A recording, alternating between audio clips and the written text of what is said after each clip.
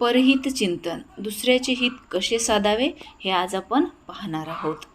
एक राजा होता. त्यांना शिल्पकलेची खूप आवड होती. मूर्तीच्या शोधात तो इतर सर्व देश विदेशात जात असत. अशा रीतीनं राजाने आपल्या महालात अनेक मूर्ती आणल्या होत्या आणि त्याची काळजी राजा स्वतः घेत असत. सर्व मूर्तीमध्ये त्यांना 3 मूर्ती त्याच्या प्राणापेक्षाही जास्त प्रिय होत्या.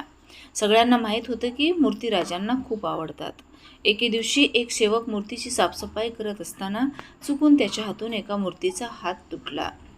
जेव्हा राजाला हे कळले तेव्हा राजाने त्याला खूप रागावले आणि त्याला ताबडतोब मृत्यूदंडाची शिक्षा सुनावली. शिक्षा ऐकल्यावर नोकराने लगेच इतर 2 मूर्ती तोडल्या. हे पाहून सर्वांना आश्चर्य वाटले. महाराज, मला क्षमा करा. या मूर्ती मातीच्या बनल्या असून अत्यंत नाजूक आहेत. या मूर्ती अमरत्वाचे वरदान घेऊन आलेल्या नाहीत. आज ना उद्या ती तुटली असती. माझ्यासारख्या एखाद्या नोकराच्या हातून तुटली असती तर त्याला विनाकारण फाशीची शिक्षा भोगावी लागली असती. आधीच मला फाशीची शिक्षा झालेली आहे. हे ऐकून राजाचे डोळे विस्फारले आणि त्याला आपली चूक कळाली आणि सेवकाने त्याला शिक्षेतून मुक्त केले. सेवकाने राजाला श्वासाचे मूल्य शिकवले आणि त्याला हे देखील शिकवले की न्यायाधीशाच्या आसनावर बसणे आणि वैयक्तिक प्रेमातून लहान लहान गुन्ह्यासाठी फाशीची शिक्षा देणे हा आसनाचा अपमान आहे. एखाद्याने नेहमी उंच आसनावर बसून आसनाचा आदर केला असो किंवा इतर कुणीही, जर त्याला न्याय देण्यासाठी निवडले गेले असेल तर त्याला न्यायाचे महत्त्व समजले पाहिजे. राजाला मूर्ती आवडत असे, पण त्याच्या सेवकाला फाशीची शिक्षा देणे न्यायाच्या विरुद्ध होते. न्यायाच्या खुर्चीवर बसलेल्या कोणीही आपल्या भावनांपासून दूर जाऊन निर्णय द्यावा.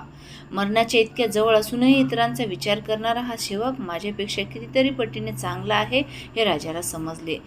राजाने सेवकाला विचारले, विनाकारण मृत्यूला सामोरे जाऊनही तू भगवंतावर रागावला नाहीस. तू निर्भय राहिलास. असं समविचारी स्वभाव आणि दूरदृष्टी हे गुण धारण करण्याची युक्ती काय आहे? नोकरांनी सांगितले की मी तुमच्या घरी काम करण्यापूर्वी मी एका श्रीमंत उद्योगपतीचा नोकर होतो. माझे मालक माझ्यावर खूप आनंदी होते, पण त्यांना नेहमी कधी कटू अनुभव आला तर ते देवाला शिव्या खूप द्यायचे. एके दिवशी सेठ काकडी खात होते. योगायोगाने ती काकडी कडू निघाली.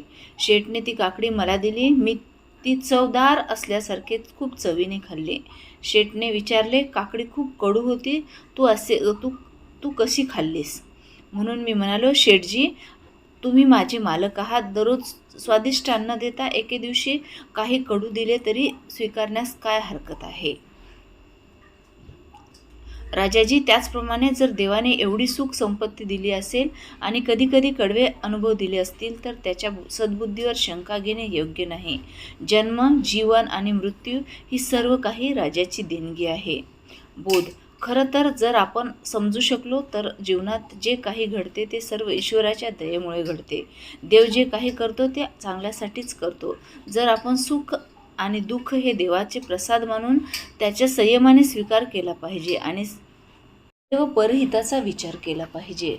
अशा पद्धतीने राजाने इतर 2 सेवकांचे प्राण वाचवले आणि आपल्या स्वतःच्या हिताचा त्याग करून परहिताचा स्वीकार केला.